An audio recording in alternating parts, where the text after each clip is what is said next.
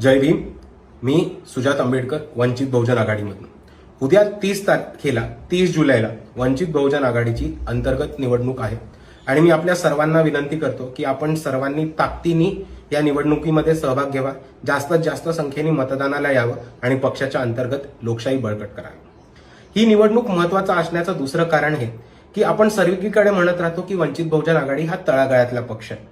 आमच्याकडे कोणी सत्ताधारी किंवा सत्ता पदावर येत नाही, तर तळागाळातल्या कार्यकर्त्यांना उठून सत्तेच्या केंद्रस्थानी ठेवण्याचं काम बाळासाहेब आंबेडकर करत राहतात. आणि तसा हा कार्यकर्त्यांचा पक्ष आहे.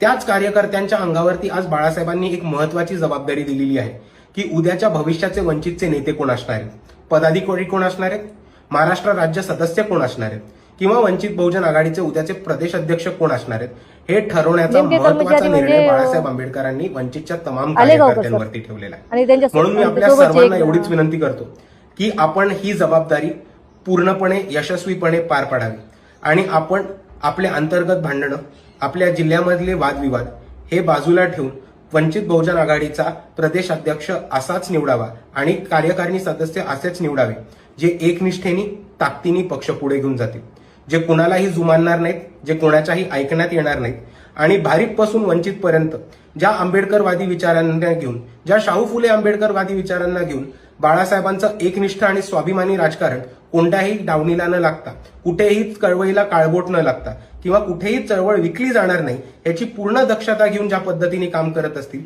तेच कार्य पुढे घेऊन जाणारे आपण प्रदेश अध्यक्ष निवडून द्यावे आणि तसेच महाराष्ट्र कार्यकारिणीचे सदस्य सुद्धा निवडून द्यावे ही माझी महाराष्ट्राच्या तमाम कार्यकर्त्यांना विनंती आहे. आणि दुसऱ्या बाजूला जाता जाता अजून एक विनंती करतो की मी स्वतः वंचित बहुजन आघाडीच्या महाराष्ट्र सदस्य पदासाठी उभा आहे. अनुक्रमांक 1 वरती माझं नाव आहे. तर आपण सर्वांना मी एवढी विनंती करतो की माझ्या नावापुढे आपण शिक्का मारून मला महाराष्ट्र राज्यकारिणी सदस्य बनवावं, एवढीच आपल्या सर्वांना विनंती करतो. जय भीम, जय संविधान.